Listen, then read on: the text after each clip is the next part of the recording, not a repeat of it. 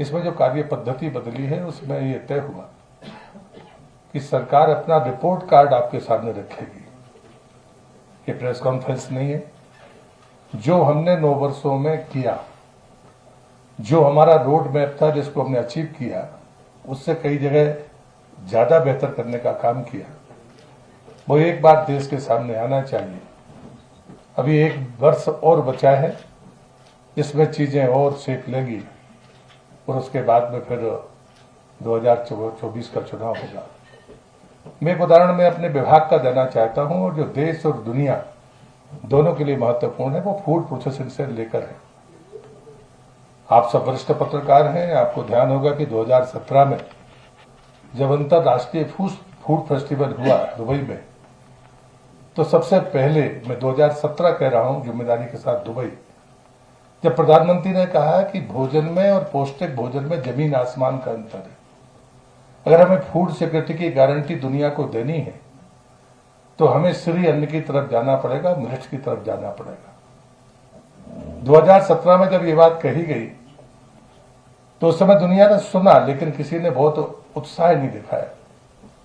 तो प्रधानमंत्री ने लौटते ही 2018 में श्री अन्न का वर्ष भारत को घोषित कर दिया, मिलेट्स ईयर घोषित कर दिया भारत के लिए। उसके बाद में 19 का चुनाव आया। 19 के चुनाव के बाद में फिर वो दुनिया के मंच पर गए और उन्होंने जाकर कहा कि अभी भी इस पर विचार करना चाहिए। और 2020 में दुनिया ने माना कि 2023 मिलेट्स ईयर दुनिया मनाएगी और उसको स्वीकार करेगी। और 2023 चल रहा है और मिलेट्स ईयर दुनिया मना रही है। और उसके बाद जो वह अभी G20 की अध्यक्षता के समय जिस प्रकार से प्रधानमंत्री ने पहले ही अनाउंस कर दिया था दिसंबर 2022 में कि जो भी हमारे अतिथि दुनिया भर से आएंगे, हम उनका नाश्ता श्री अन्न से बने हुए नाश्ते के तौर पर परोसेंगे। जो जिस राज्य का मिलेट्स होगा वो उसका वेश होगा और उस पर हम आगे बढ़ेंगे। और अंतिम बात यह है कि 2023 आ गया, बीच में कोरोना के कारण बीच में कोई अंतर्राष्ट्रीय खाद्य महोत्सव नहीं हुआ, लेकिन उसकी मेजबानी भारत कर रहा है, जो नवंबर में होगा। मेरे कहने का आशय यह है कि 2017 में प्रधानमंत्री ने जो सोचा वो 2023 तक कैसे मूर्त रूप लेता है, इससे अच्छा उदाहरण रोड मैप के बारे में नहीं मिल सकता। हम दुनिया का 40% मिलेट्स पैदा करते हैं। दुनिया का जो बाजार है, जो मांग है, उसमें हमारी उपस्थिति होनी चाहिए। और इसके लिए मेरे जैसे इस विभाग में PLI स्कीम लाई गई, जिसमें 10,000 करोड़ दिए गए और तय किया गया कि भारतीय कंपनियां, भारतीय उद्योगपति जो फूड प्रोसेसिंग के क्षेत्र में हैं, उनको दुनिया में जाकर अपना मुकाम हासिल करना पड़ेगा। और उनके सामने जो चुनौतियां हैं मार्केटिंग की, ब्रांडिंग की, उन सब के लिए सरकार काम करेगी। इसके मैं विस्तार में जाना नहीं चाहता, मैंने आपको एक उदाहरण दिया है। और दूसरा उदाहरण था जब उन्हें आजादी के 75 वर्ष के लिए, जब प्रधानमंत्री ने कहा था कि हम जब आजादी के 75 वर्ष होंगे तो भारत कैसा होगा, तब जो राजनीतिक दलों ने टिप्पणियां की थी कि 2019 का चुनाव है और ये 2024 की और 23 की बातें कर रहे हैं। मित्रों, ये जो फर्क है, ये रोड मैप और रोड मैप की सफलता और जो विजन है, उस रोड मैप को बताने के लिए मैं आपके बीच में आया हूं। और इसलिए मैं इस काम को शुरू करता हूं। और मुझे लगता है कि जो हमारी स्लाइड्स होंगी वो कमोवेश आपको संदेश देंगी। मुझे कम से कम बोलना पड़ेगा, मुझे ऐसा विश्वास है। उसमें कोई चीज ऐसी अधूरी नहीं है जो मुझे उस पर एड ऑन करनी पड़े, लेकिन फिर जो बीच में मुझे लगेगा तो मैं उसको जोड़ता जाऊंगा। मैं निवेदन करूंगा कि हमारी ये बात सुन लो, क्योंकि ये 9 वर्ष सेवा के हैं, सुशासन के हैं और गरीब कल्याण के हैं। ये हमारी थीम रही है काम करने की।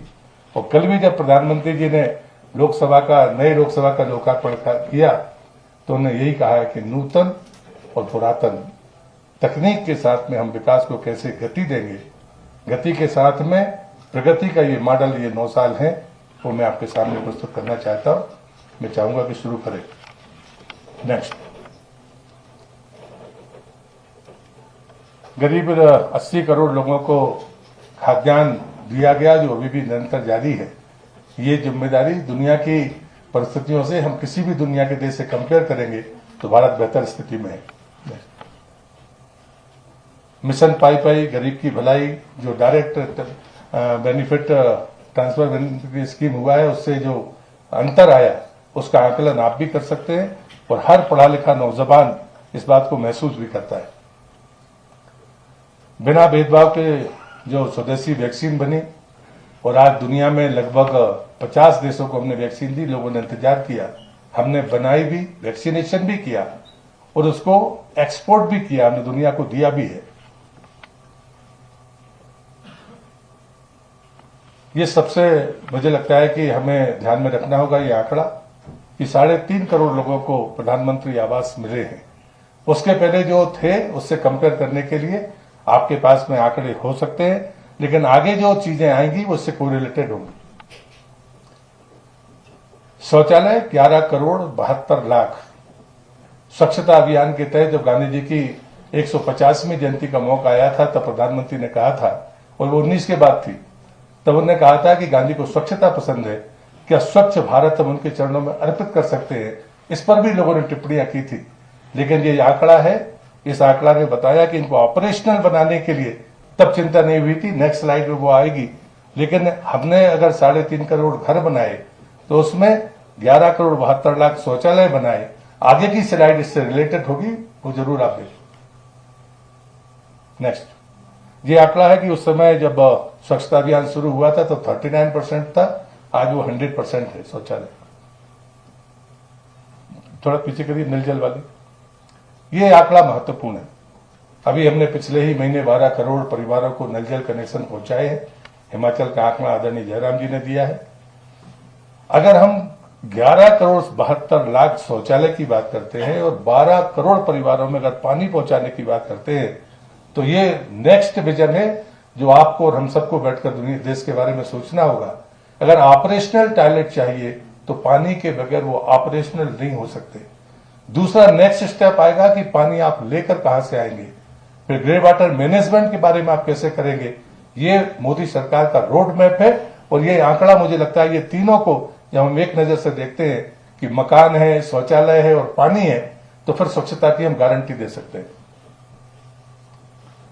ये 9 करोड़ 6 लाख परिवारों को गैस कनेक्शन, इसके बारे में मुझे कहने की जरूरत नहीं है, देश ने इसको स्वीकार किया है। मुफ्त राशन की बात मैं कह चुका हूं। मुफ्त इलाज, जो आयुष्मान की बात जयराम जी ने कही है, पूरे देश में आयुष्मान कार्ड की जब बात करते हैं कि 5 लाख रुपए तक किसी भी परिवार को 1 वर्ष में खर्च करने की गारंटी देना, ये गरीब आदमी को वो मजबूती है जिसके कारण आज हम गरीब कल्याण की का दावा कर पाते हैं। सैनिटरी पैड, ये जो बच्चियां स्कूल जाती थी, या जो मैं समझता हूं ये सामाजिक सरोकार का एक बेहतरीन उदाहरण है। जनौषधि केंद्र, इसकी संख्या के बारे में पहले कभी बहुत प्रचार नहीं हुआ था, लेकिन जहां जहां पर भी मंत्री या कोई जनप्रतिनिधि गए हैं या आप भी जाएंगे, तो मुझे लगता है कि ये जो अनुभव है कि बाजार में जो दवाइयां मिलती हैं उसका कई बार 10% या 5% में भी यहां पर दवाइयां उपलब्ध है। और जो पेंशनधारी हैं, जो वृद्ध लोग हैं, उनके लिए ये एक मिसाल के तौर पर है जिसने बड़ा संबल दिया है। खाद्य में चाहे नीम करोड़ यूरिया हो, चाहे इसके आगे वाली स्लाइड में हम बताएंगे कि हमने उपलब्धता भी तय की और वितरण की गारंटी भी, ताकि कोई बीच का बिचौलिया उसका लाभ न ले सके। 6,000 रुपया जो प्रधानमंत्री किसान कल्याण निधि के तौर पर प्रत्येक किसान को जो उसका पात्र है, उसको जो नियमित तौर पर दिया जा रहा है, ये पहला प्रयोग था। सामाजिक न्याय, तुष्टीकरण नहीं, सभी का सशक्तिकरण, ये हमारा स्लोगन है, संकल्प है। उच्च शिक्षा में 10% ईवीएस कोटा लागू करना, ये एक मैं मानता हूं कि ये आने वाले समय में हमारे वर्ग के लिए एक बड़ा संबल है। पिछड़ा आयोग को संवैधानिक दर्जा देना, मैं उसी वर्ग से आता हूं। मैं एक महाराष्ट्र का आपको बताऊं कि जाति लिस्टेड नहीं थी, पिछड़े में आने की बात अलग नहीं थी। जब हम गए तो पता चला कि एससी कमीशन के पास जाना है। कानूनी मान्यता पिछड़ा वर्ग आयोग को नहीं थी, ये देने का काम किसी ने किया तो सिर्फ मोदी सरकार ने किया। दिव्यांगों के सम्मान की बात तो मुझे लगता है कि कोई भी नया भवन, एयरपोर्ट या कहीं पर भी बने, ये पहली प्राथमिकता है। एक तो नाम बदला गया, विकलांग की जो एक मानसिकता थी उससे बाहर करके दिव्यांग कहकर उन्हें सम्मान भी दिया और सुविधा भी दी। मैं कह चुका हूं, गति भी और प्रगति भी। 2014 में जहां पर 74 हमारे सामने एयरपोर्ट थे और इन 9 वर्षों में 74 और हो गए। जो 75 उसके पहले जो जितने वर्षों में थे वो कुल 74 थे। अब जो 2014 के बाद से इन 9 सालों में 74 एयरपोर्ट उसमें और जोड़ दिए गए। 2014 में यदि नेशनल हाईवे की बात करें, जिसकी बात कही गई है और मुझे लगता है कि इस पर मुझे ज्यादा समय खराब नहीं करना चाहिए। नेशनल हाईवे की बनने की गति, उनके काम करने का तरीका, कि जब तक सारी परमिशंस नहीं आएंगी हम टेंडर ही नहीं करेंगे, इसलिए कोई लिटिगेशन का सवाल नहीं। गति के पीछे जो विजन है वो महत्वपूर्ण है। वाटरवे पहले 0 था 2014 तक, अब 111 है। वंदे भारत एक्सप्रेस, ये एक अंतरराष्ट्रीय स्तर पर हमारी रेल सुविधा है जो पहली बार मूर्त रूप लेकर हम सबके सामने है। मेट्रो पहले 4-5 शहरों में थी, आज 15 शहरों में। मेडिकल कॉलेज, ये मैं मानता हूं कि बहुत महत्वपूर्ण है। एम्स का जो हिमाचल का आंकड़ा है, लेकिन देश का आंकड़ा अगर हम देखें तो पहले 7 थे, आज 15 है। मेडिकल कॉलेज पहले 641 थे, लेकिन 9 साल में 700, यानी उससे ज्यादा मेडिकल कॉलेज इन 9 सालों में खुले हैं। लेकिन उनसे ज्यादा अगर मैं कोई महत्वपूर्ण बात मानता हूं, शायद आप भी मानेंगे, कि जो मेडिकल की शिष्ट थी, चाहे पोस्ट ग्रेजुएशन की हो चाहे बैचलर डिग्री की हो, ये जो चीजें नहीं होने के कारण हमारे मेडिकल कॉलेजों की जो हालत थी फैकल्टीज की, वो सबसे बेहतर हुई है। पहले 82,466 थे और 9 साल में ये 69,663 नई सीट्स उसके साथ जोड़ी गई। विश्वविद्यालय 2014 में 16 थे, 9 साल में 7 नए खुले हैं। IIM 13 पहले थे, 7 नए और उसके में जुड़ गए हैं तो 20 हो गए। विश्वविद्यालय 723 थे, 390 नए खुल गए हैं तो वो 1000 से ऊपर हो गए। नैनो यूरिया, ये विश्व का पहला लिक्विड प्लांट है और नैनो यूरिया के कारण शायद हम जो पहले हमने नीम कोटेड यूरिया करके एक फेस में उसको काबू में किया था, लेकिन नैनो यूरिया के बाद हम किसान की डिमांड को भी पूरा करेंगे और दूसरी तरफ हम इसके कारण हम जैविक की तरफ आगे बढ़ने का काम करेंगे। ये हमारी उपलब्धियां जिसको पूरा किया गया है, जो वर्षों से लंबित पड़ी थी, सरयू नहर हो, बोगीबील ब्रिज हो, कोल्लम बाईपास या कोसी रेल, ये इसलिए कही गई कि जिनको 20-20, 22-22 साल से जो अधूरी पड़ी थी उनको पूरा करने का काम किया है। सामान्यतः फोकस एरिया सरकारों का ये होता है कि हमने जो किया है उसको होना चाहिए। एयरपोर्ट के अलावा रेलवे स्टेशन का जो ऑपरेशन हुआ है वो हम देख सकते हैं कि इसमें हम मानते हैं कि वर्ल्ड क्लास हमारे रेलवे स्टेशन। कश्मीर, अभी मुझे लगता है कि G20 की सफलता के बाद लोगों, देश के अलावा दुनिया के लोगों ने भी माना कि जम्मू कश्मीर का जो परिवर्तन है वो दिखता है। लेकिन दुनिया का सबसे ऊंचा पुल सबसे पहले नॉर्थ ईस्ट में मणिपुर में बना था रेलवे का पुल।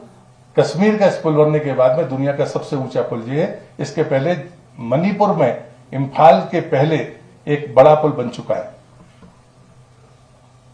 स्टैच्यू ऑफ यूनिटी, हम दुनिया में मानते थे कि शायद हम ऐसा नहीं कर सकते, लेकिन आसानी के साथ और गर्व के साथ ये स्टैच्यू ऑफ यूनिटी हमारे सामने है, जिसको दुनिया के लोग देखने के लिए आते हैं और पर्यटकों की दृष्टि से ये टॉप 10 में संख्या की तरफ आगे भी बढ़ गया। मनाली से लाहौल स्पीति रोड के बारे में जयराम जी ने भी बताया और मुझे लगता है कि इसमें मुझे कहना नहीं चाहिए, मैंने तो खाली स्लाइड आपको दिखाई। पीएम गति शक्ति, ये ऐसा विजन है जिसमें 5 मंत्रालय बैठकर एक साथ तय करते हैं कि कोई विभाग के कारण किसी दूसरे विभाग की गति में फर्क तो नहीं पड़ रहा है। पीएम गति शक्ति का जो चेयरमैनशिप है वो स्वयं प्रधानमंत्री के पास, और इसलिए मुझे लगता है कि हमारे जितने भी प्रोजेक्ट हैं वो भूमि पूजन के दिन ही तय होता है कि उसका लोकार्पण कब होगा। कोरोना को छोड़कर हम किसी भी मामले में दावा कर सकते हैं कि जो समय हमने तय किया उस पर हमने उसका लोकार्पण किया। और कल जो प्रधानमंत्री जी ने लोकसभा का लोकार्पण किया है वो इसका श्रेष्ठ उदाहरण है मुझे लगता है। डिजिटल क्रांति जिसकी बात मैं कर चुका हूं, चाहे बीमा हो, पेंशन हो, सब्सिडी हो, स्कॉलरशिप हो, सीधे खाते में जाना, चाहे वो पढ़ा लिखा व्यक्ति हो, चाहे वो अनपढ़ हो, चाहे वो वृद्ध हो, और मुझे लगता है कि हमें ये करके ही हम न्याय कर पाएंगे, ऐसा है सरकार का मानना। 5G टेक्नोलॉजी हम खुद बना रहे हैं, अब दुनिया हमसे वो मांग रही है। इसके विस्तार में मुझे लगता है कि आपको ज्यादा जानकारी होगी और आप साइट पर जाकर देख भी सकते हैं, लेकिन अगर हमें गर्व है कि 5G टेक्नोलॉजी हमने बनाई है और जो मैन्युफैक्चरिंग का जो डेटा बदला है वो डेटा रोजगार तो दे ही रहा है, लेकिन तकनीकी तौर पर हमें दुनिया के बाजार में हमारी ताकत का एहसास भी कराता है।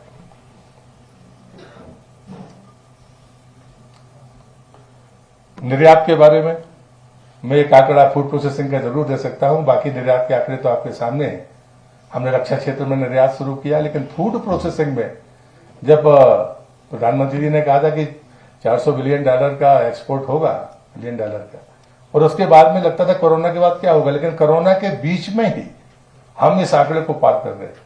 और इसका मतलब है कि जो हमारी प्रगति है, जो हमारे लोगों के काम करने का तरीका है, और वो चीजें ऐसी चीजें हैं जो लगभग रोजमर्रा के उपयोग की है। तो एक्सपोर्ट का जो भी सेक्टर है, चाहे वो शस्त्रों का हो, चाहे वो दवाइयों का हो, हम सब तरफ एक तरफ से जो हमारी उछाल है वो उछाल जबरदस्त उछाल है, जैसे मुझे लगता है देखने की जरूरत है। 2014 में हम 83वें नंबर पर थे, अब 46वें नंबर पर हैं। यूनिकॉर्न के बारे में जरूर मैं कहूंगा कि 2014 में 4 थे, आज 100 से ऊपर है, और हम 10वें नंबर से 5वें नंबर की अर्थव्यवस्था बने हैं, और ब्रिटेन जैसे देश को पीछे छोड़कर हम आगे गए हैं। मैं बड़ी विनम्रता से बात कहूंगा कि 10वें नंबर से 6वें नंबर तक कब आ गए हम समझ नहीं पाए।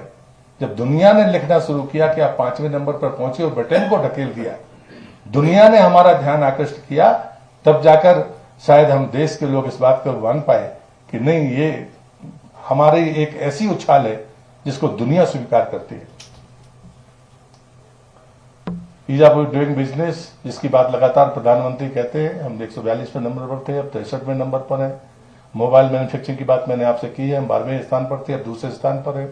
ऑटोमोबाइल के उत्पादन में 7वें स्थान पर थे, अब हम तीसरे स्थान पर हैं।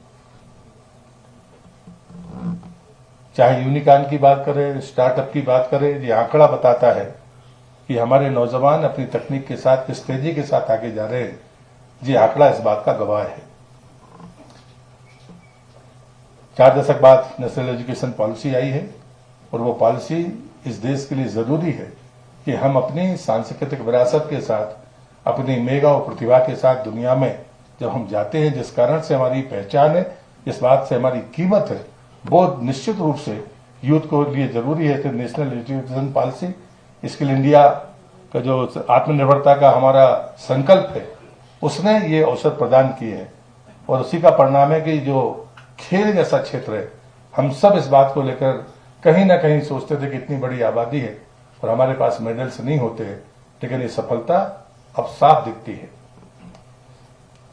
विरासत और विकास दोनों, मैं भी कल्चर मिनिस्टर रहा हूं कि चीजें हमारे पास में 2-2 हजार साल पुरानी है। दुनिया के देशों के पास में किसी के पास 400 साल, किसी के साथ 500 साल, किसी के पास 700 साल, लेकिन चीजों को हमने कभी इस ढंग से देखा नहीं।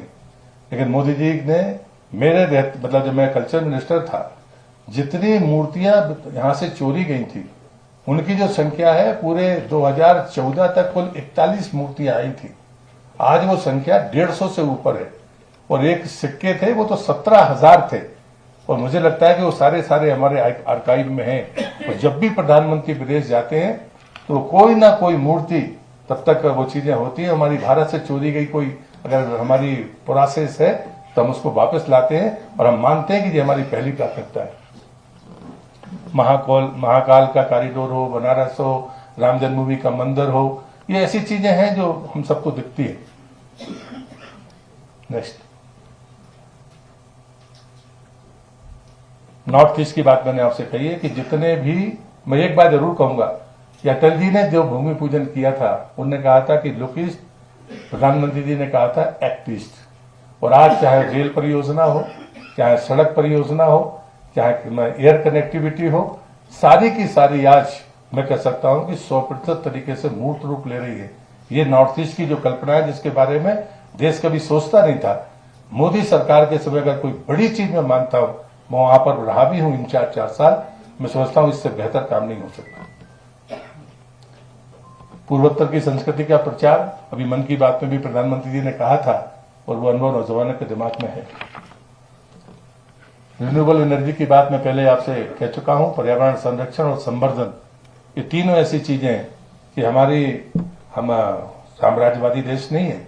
हमको इतनी ही जमीन पर अपनी बढ़ती आबादी की जन सुविधाओं की चिंता करनी होगी, और इसलिए रोड मैप सिर्फ 75 साल का नहीं, हमको आने वाले 100 साल के बारे में सोचना होगा कि देश की आजादी के 100 वर्ष का जो रोड मैप प्रधानमंत्री ने दिया है, उसमें एक महत्वपूर्ण बात है कि हम अपने पर्यावरण के संरक्षण के बारे में गंभीरता से विचार करेंगे, तब जाकर आने वाली पीढ़ी का भविष्य हम सुरक्षित रख पाएंगे। राष्ट्रीय सुरक्षा, इसके आप तो बॉर्डर के स्टेट है, तो मुझे लगता है कि जिस अनुभव ज्यादा होगा, चाहे वो टनल बने, चाहे हमारे बॉर्डर रोड हो, या वहां पर रहने वाले लोग हों, गांव हो, उन सब के बारे में एक अलग से हमारा रोड मैप है, जिस पर तेजी से काम चल भी रहा है।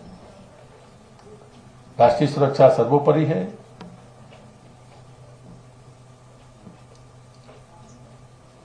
रक्षा उत्पादन 1 लाख करोड़ से ऊपर का हो गया। जो हथियार दिए हैं वो अलग, सीमाओं में नई सड़कें पुलें, जिनकी वो टनल की मैंने आपसे बात की है, लेकिन साथ में एक्सपोर्ट भी हमने किया रक्षा के क्षेत्र में। Syria, Libya, Yemen, Sudan, Nepal और अफगानिस्तान से 19,000 से अधिक लोगों को लाया गया।